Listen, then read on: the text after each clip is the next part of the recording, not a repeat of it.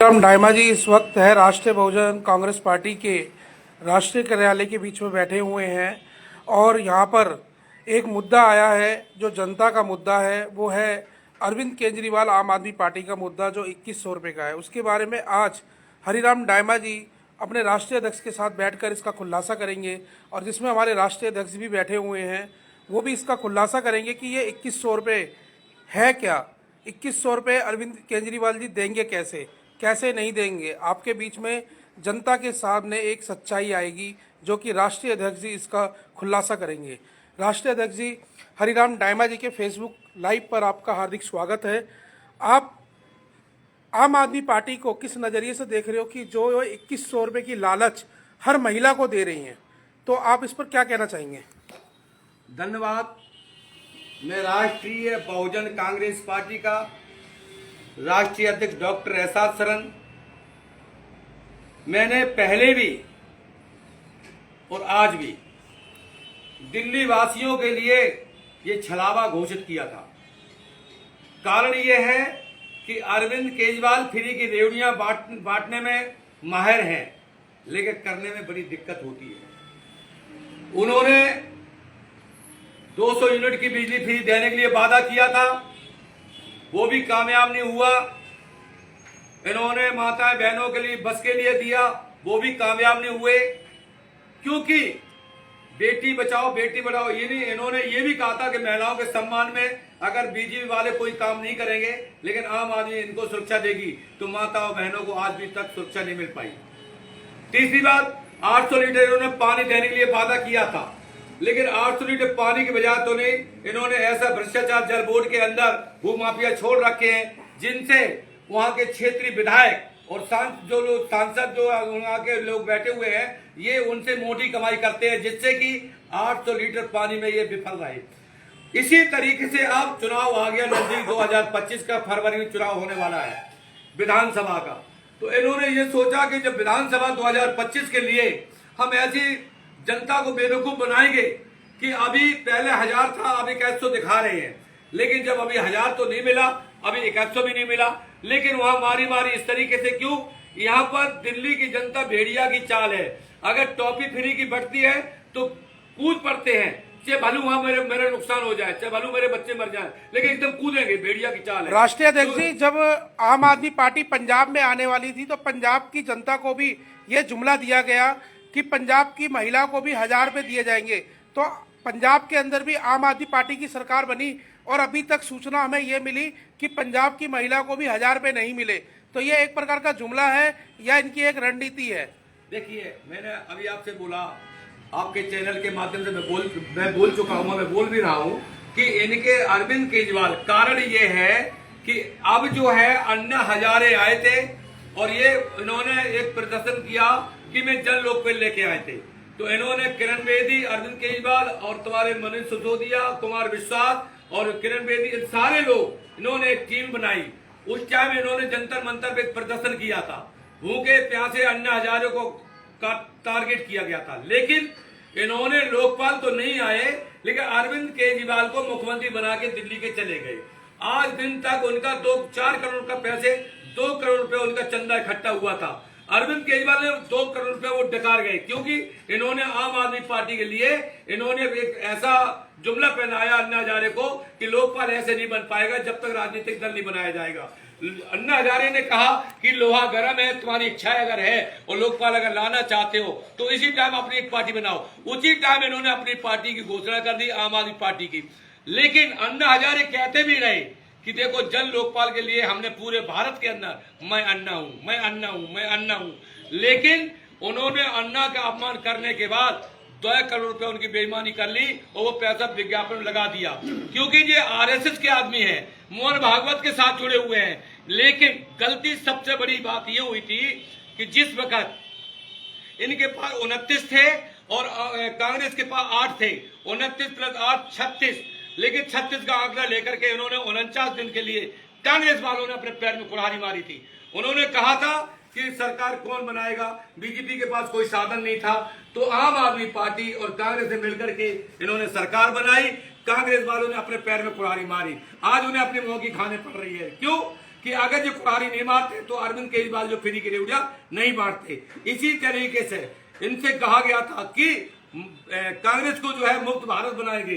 तो ये सच्चाई हो गई है कि जब 49 दिन इन्होंने सरकार चलाई, इन्होंने उस टाइम इतने जुमले छोड़ दिए और जनता के सामने वो खिलाने लगे, कहने लगे कि जनता हमें काम नहीं करने देगी, हमें काम नहीं करने दे रही है, जनता हमें काम नहीं करने देगी। तो जनता के सामने ये प्रश्न उठाए, पूरे दिल्ली के अंदर शोर मचाया कि हमें काम नहीं करने दे रहा। मैं तो चाह रहा हूं कि काम करूं, लेकिन ये बीजेपी वाले और ये मिलकर के हमें काम नहीं करने दे रहे बीजेपी वाले।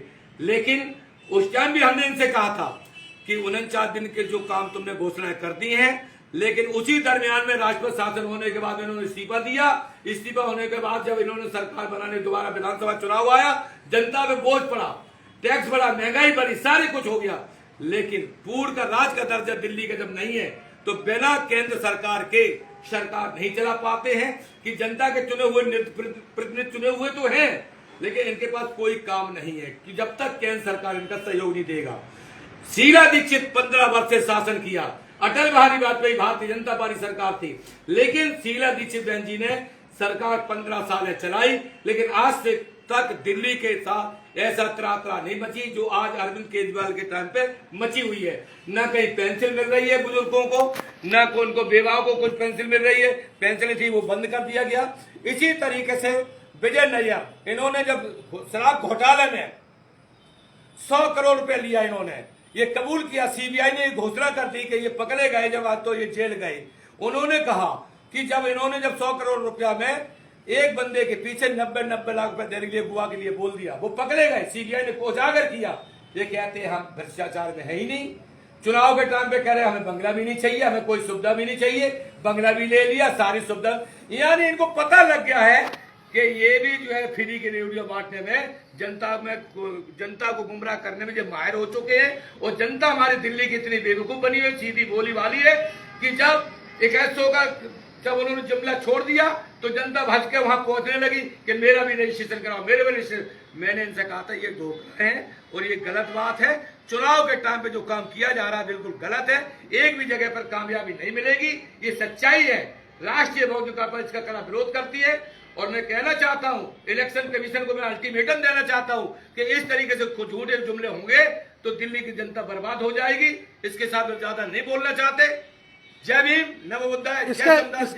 इसके साथ मैं आपको एक बात और कहना चाहता हूं कि आप क्या इसको सूचना दोगे इलेक्शन कमीशन को कि जो ये आम आदमी पार्टी है जो 2100 रुपए का जुमला, एक लालच जो जनता को दे रही है, जनता को गुमराह कर रही है, क्या इसके लिए आप कोई कड़ा एक्शन उठाएंगे? मैंने अभी क्या बोला, मैं इसके लिए चुनाव आयोग को लिखित में देंगे और एलजी साहब को देंगे, क्योंकि इस समय एलजी जो है प्रेजेंट टाइम पे जो है दिल्ली का मालिक एलजी है, वीके सक्सेना साहब, उनको देंगे ज्ञापन, यहाँ पर जो है चुनाव आयोग को देंगे और पीएम हाउस वगैरह सारी जगह भेजें, संचार प्रसार मंत्रालय सब में भेजेंगे कि ये सच्चाई है कि ये चुनाव के टाइम पे जनता को बेवकूफ बनाया जा रहा है, ये बिल्कुल गलत है।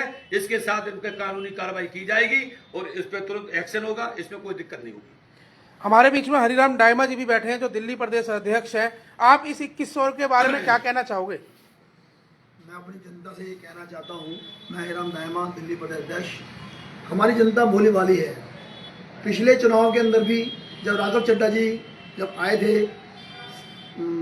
लोकसभा के चुनाव के अंदर, तब उन्होंने एक कार्ड बनाया था विधानसभा बदबू के अंदर और ऐलान किया था कि 1000 रुपये हम महिलाओं को देंगे और लोगों ने कार्ड बनवाए और हमारी जनता ने सोचा कि 1000 रुपये आएंगे, मगर वो 1000 रुपये भी नहीं आए।